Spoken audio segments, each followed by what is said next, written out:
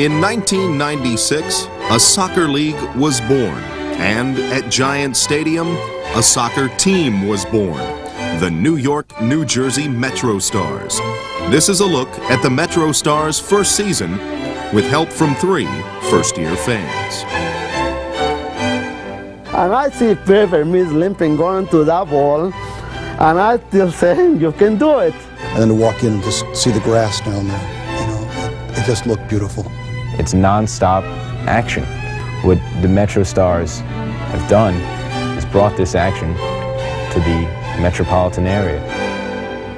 We are the Metro! We are the Metro! Mighty, mighty Metro! Mighty, mighty Metros! We are the Metro! We are the Metro! Mighty, mighty Metro! Mighty, mighty Metros!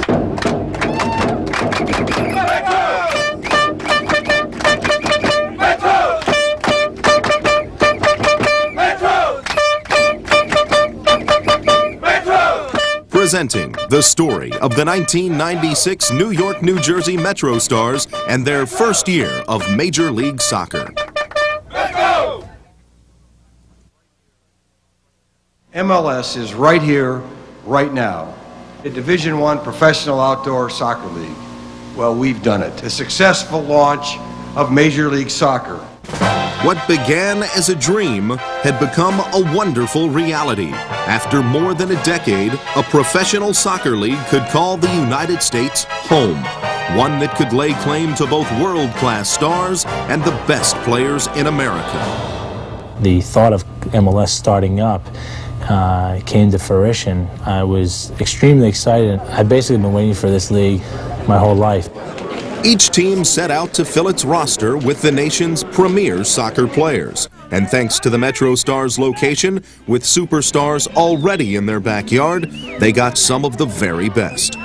When Tab Ramos was the first player signed in the league, he's the first player we went after. When I thought about coming back home in the United States and play, I thought that I would only want to play at Giant Stadium. And playing for the MetroStars, the area's own great star of the 1990 and 1994 World Cup, Tab Ramos. Tab is a link back to the past, if you will, drafted by the Cosmos out of high school. I don't believe Tab ever thought that he would be back here at Giant Stadium, but we often talked about that over the years. He grew up in Kearney, New Jersey, 15 minutes from here. My first meeting, I was 8 years old. He was 11, and it was the big news in our town that this Uruguayan kid was coming, and this kid was incredible.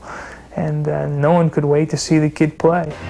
Tony Mayola was another local hero, a star before the MetroStars. The Missouri Athletic Club Player of the Year award that I got when I was at the University of Virginia, it's the equivalent of the Heisman Trophy in college football, and this is in 3 pieces. And I won this obviously being a goalkeeper, and when they gave it to me, I dropped it. It may have been the last thing Tony dropped on his way to national stardom. He is the most accomplished goalkeeper in U.S. World Cup history, played in all 7 matches in both 90 and 94. The MetroStars had snared a symbol of soccer greatness, and a local one at that. MetroStars being granted an organization right here at home. To play at Giant Stadium, where I grew up watching the New York Cosmos play, was a big thrill. I think for the MetroStars to have received him as a place player, it was a coup. And now it's so easy for my parents to come and watch me play, and it's something that they've always dreamed about. It's something that I've dreamed about having them there. You know, I hope it lasts forever. A built-in fan base would surely follow local stars Tony and Tab. The MetroStars were off to a shining start in a league destined to succeed. It's time for a big first division league like Major League Soccer. And soccer's here. You know, if you doubt it, it is here. There's a lot of interest in it, and people want to see it. I was very excited because we just come out from a big tournament that we call the World Cup. And now I realize that it's just about the beginning of something that's very promising. I mean, so long the United States has been without a league of our own, but now finally we in the metropolitan area have a team of our own, and it's fantastic. So it was off to the Rose Bowl in Pasadena for the MetroStars' first ever game. A crowd of 70,000 saw the Galaxy take the lead on Eddie Firmani's MetroStars. But a new star on the horizon triggered a second-half comeback. Rodriguez has a chance in low, still with the ball, maneuvers, takes the centering, and the setup, in front, goal! Giovanni Savarese! Unfortunately, the MetroStars still lost, but now they were heading home. To me, soccer doesn't really say it's here until it's here at Giant Stadium. And with the splendor of grass at their feet, the moment arrived. I always had aspirations of playing, in a professional league, top flight league in the United States, in Giant Stadium in my home state.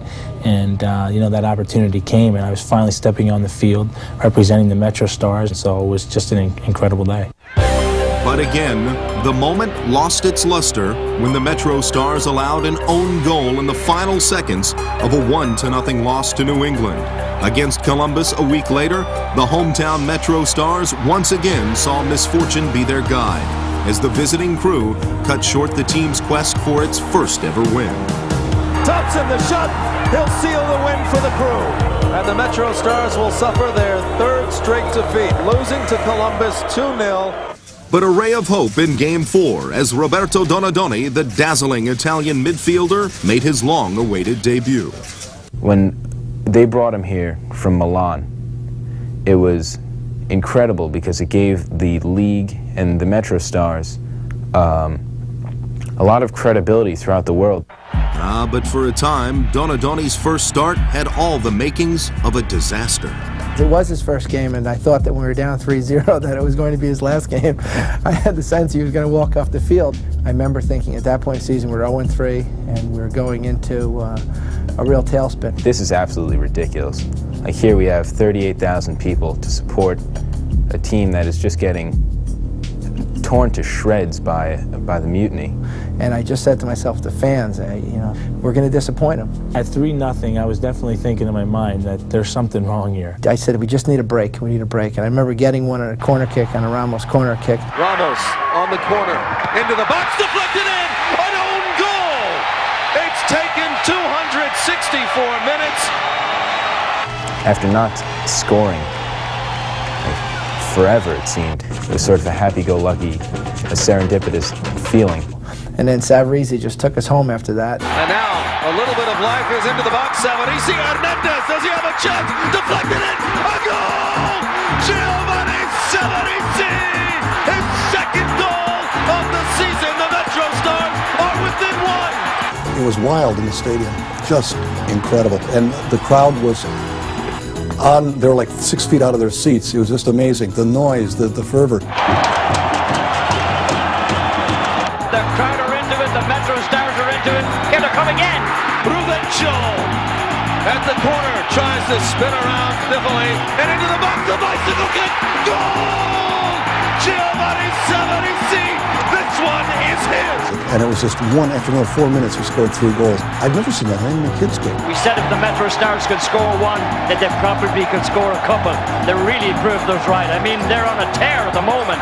The last 20 minutes of that game were probably some of the best soccer we played all year. The match came down to a shootout, and this time, the MetroStars took command. This is the 5th and final shooter for the mutiny. Ivan McKinley steps in on Thornton. The shot is high. The MetroStars win their first win of the season. And I would have to say that that's the most excited I've seen a crowd ever at Giant Stadium. We were just going crazy. It was absolutely the most incredible thing I've ever been part of. Of course, not even a win this dramatic could make the MetroStars a household name in the crowded New York sports scene.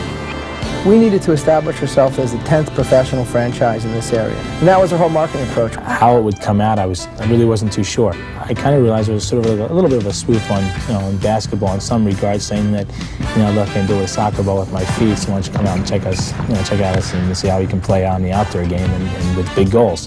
Hey, this is easy. There was good promotion. A lot of people here saw it, and it really showed that our organization was going in a certain direction, and that was to get the people involved. Any questions? Well, yeah, Peter. How many takes did it really take? I believe it was at least Peter's second chance before he put that thing in the net.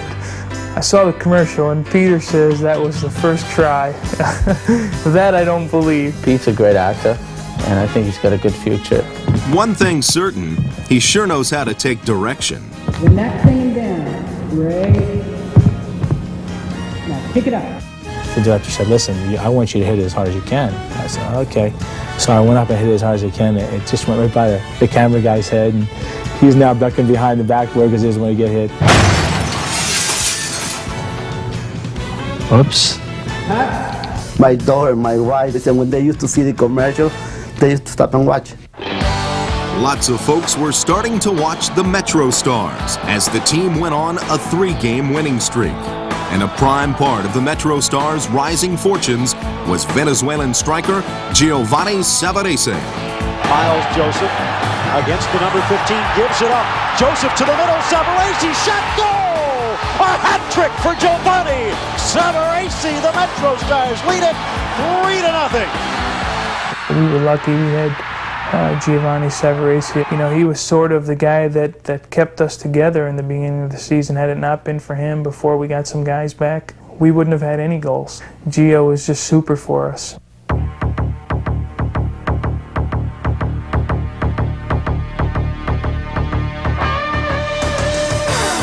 No question, the heart of the MetroStars offense, Savarese scored the team's first 8 goals, including 6 during the 3-game winning streak. And he did most of his damage off the bench. Somebody came up with a name as a super sub, and he was just that. He was that spark that would come in sometime during the game and either get a goal, assist, or most of the time it was a goal. Instant results again with the substitution as Savarese steps onto the field. His second touch since he came on as a substitute. I think his best thing is definitely scoring goals. He's got a knack for scoring goals and for being at the right place at the right time. Long pass into the corner. Ruben Dario Hernandez gets there first. The Colombian cuts inside towards his right foot, brings it inside, and across the middle for the goal! Almost every goal he scored was pretty exciting. A lot of drama to it. And now into the box. This is Donatelli in front. Savarese scored!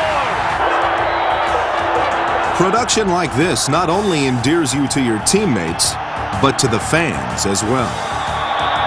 Giovanni's a very special person in so many ways. He's a guy who appeals to the kids, to the adults, to the Latins, to the Americans, to the, you name it. Giovanni's he's a special person. He has a smile that lights up the room, and for that matter, he has a smile that lights up the stadium. And a foot that lit up the league for 13 goals. But as the MetroStars' record dropped to 3-5, Coach Eddie Firmani resigned. Just 8 games old, the team introduced its second coach, Carlos Queiroz, Portugal's former national team coach, who quickly won over the fans and the MetroStars with his knack for teaching young talent the subtle ways of the game. After losing still another, the MetroStars tried to give Queiroz his first win in Dallas, in a game that was rockin' sock'em right from the start.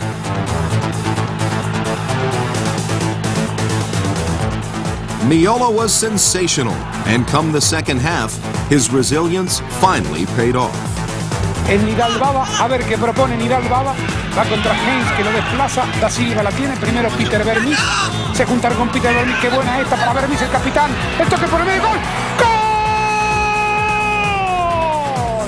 de New York, A.J. Wood. A.J. Wood's first professional goal was all that Carlos Queiroz needed for his first Major League Soccer victory. Like everyone,